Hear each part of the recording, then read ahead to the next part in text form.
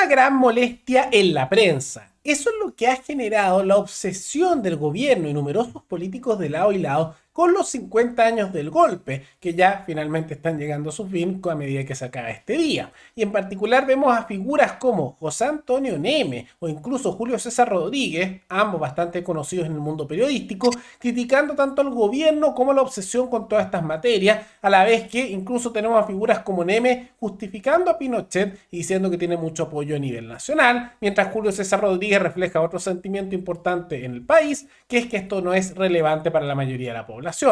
Todo eso lo vemos a continuación y de la desconexión política que ha generado todo esto entre lo que es los políticos electos con la ciudadanía.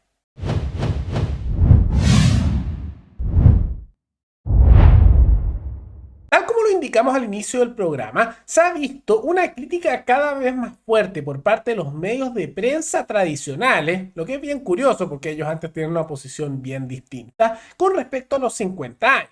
Ahora, ¿por qué es esto? Esto es porque han salido numerosas encuestas que muestran que más de un 55% de la población este tema no le interesa para nada, es irrelevante, mientras que a cerca de solo un 30% esto le importa mucho, y eso se divide entre aquellos que son de derecha como de izquierda, pinochetistas como allendistas, en ese 30%. O sea, incluso los dos lados que hablan con tanta fuerza del tema y se obsesionan mucho con ello, son una minoría a nivel poblacional incluso si se les unen. La mayoría no le interesa.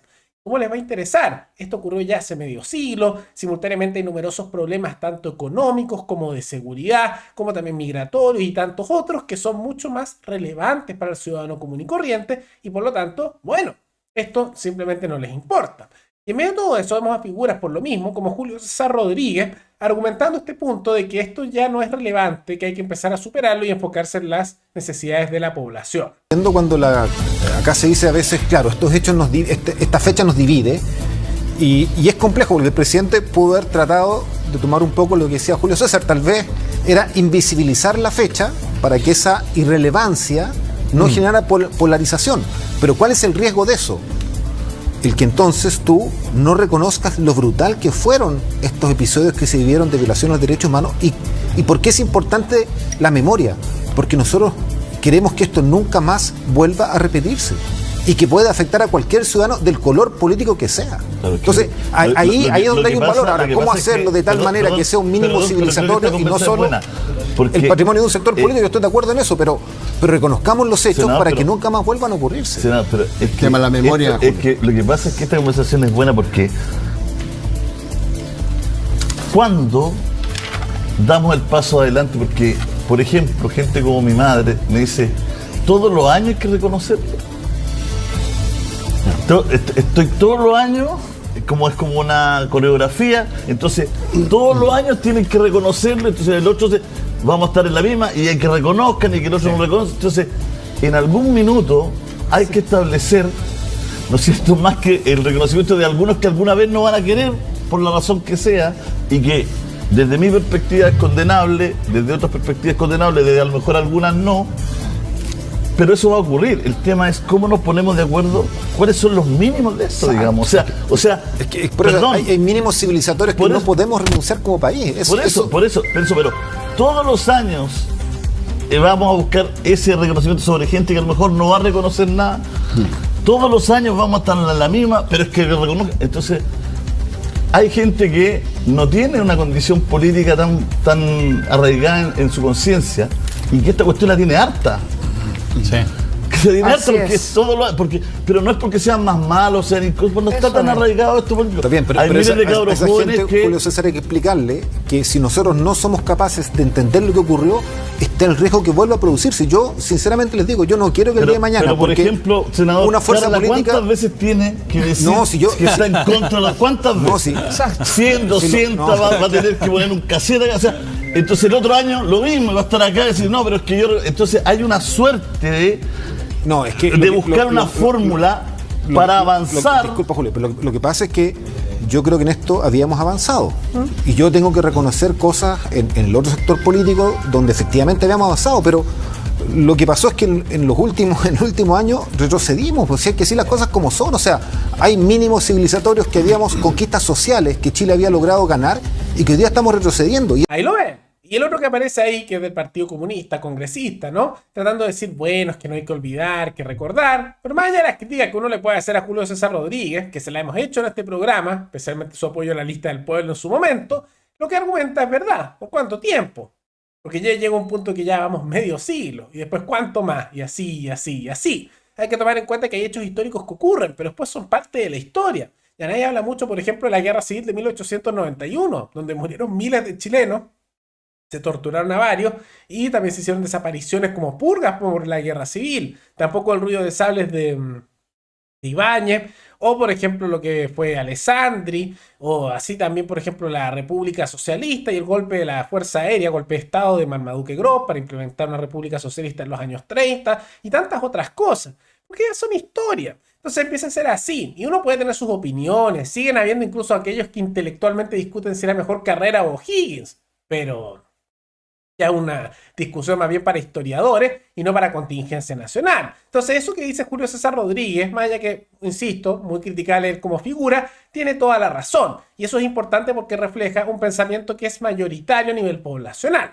Pero otro que también intervino bastante es José Antonio Neme, y salió a hablar de que Pinochet tendría un gran apoyo poblacional y que él quiere que más que se critique eso, hacer caricaturas, se entienda por qué pasa. Pero ¿cuánto sacó Pinochet para el sí y el no? Pero Dime eso, el porcentaje. 40 y tanto, pero no era Pinochet. Y ese 44 se ha mantenido invariable durante los últimos años en todas las votaciones. Entonces, la pregunta es, Ahora tienen 2 me van a decir que el 40% de este país son todos de la élite económica, fueron todos primos de Jaime Guzmán o de los Chadwick. No, pues tampoco uno puede subestimar. Hay un fenómeno social que no sé por qué, no tengo la respuesta, o político, como lo puedan llamar, que hace que lleguemos a los 50 años con un 40% de la población que edulcora la dictadura militar, que la mira de una manera amable. Entonces, el discurso de cierta parte de la izquierda ha sido llamar ese 40% los fachos pobres, la élite. No me van a venir a decir que el 40% de la población son élite económica, o son primos de este u otro empresario. Yo no subestimo a la población.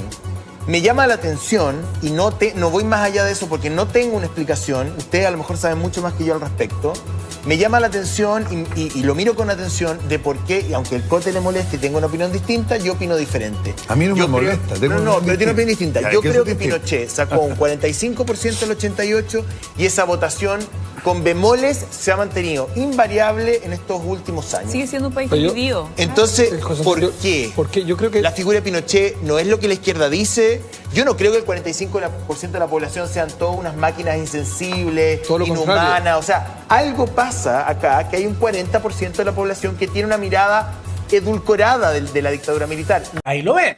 Ahora, yo no estoy tan seguro si esos porcentajes será de sobre el 40% de pinochetismo, es como decir que el resto es puro allendismo. No, yo diría que en su momento en el plebiscito estaba presente eso cuando fue la salida de la dictadura, pero después a medida que se han ido muriendo muchas de las personas que estaban viviendo en esa época y nuevas generaciones, las prioridades están en otra parte. Y pasa que tal vez hay personas que justamente siguen eso más que porque sean de esos grupos de caricaturas, sino porque hay inseguridad y es como la imagen popular de seguridad que hay, tal vez por eso, o tal vez por eso, por lo mismo que se buscan a figuras como Bukele. Puede que sea por alternativas como esa, pero si hay un sentimiento que se puede entender más allá, que no sé si estoy de acuerdo con esos porcentajes que dan M, es que es mejor entender los fenómenos políticos y por qué la gente piensa como piensa, más que hacer caricaturas de no.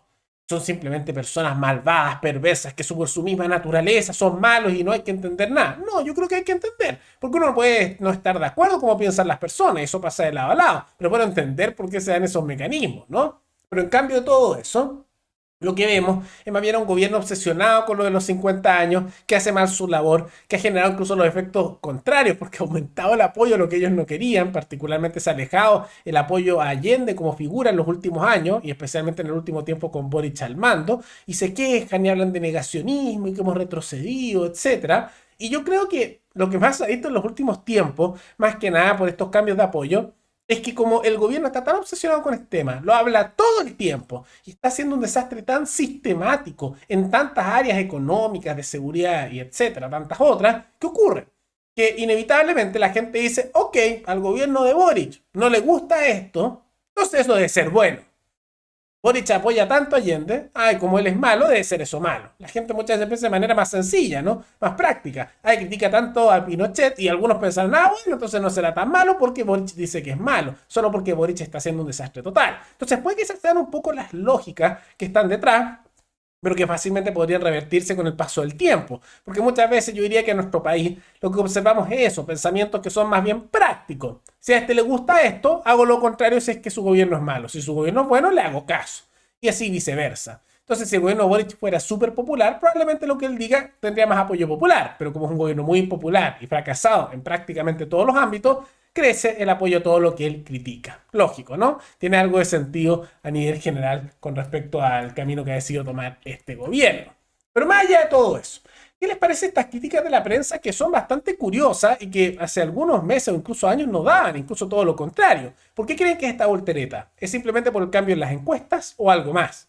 Todo eso coméntenlo abajo. Y antes de terminar, quisiera agradecerle a la suscriptora Emilia Acuario, que se convirtió en la suscriptora más reciente en decidir hacer un aporte mensual al canal a través de la comunidad de YouTube. Así que muchas gracias, te lo agradezco mucho. Y gracias a aportes como el tuyo y el de otros suscriptores, que este proyecto sigue adelante y se mantiene independiente. Así que si alguno de ustedes quiere hacer un aporte voluntario único por Flow, o por criptomonedas, o un aporte mensual por Patreon, o por la comunidad de YouTube, pueden decidir hacerlo mirando un comentario que se encuentra fijado abajo, y también pueden apoyar este programa comentando, dando like y compartiendo este video en sus redes sociales. Nos veremos en el siguiente programa.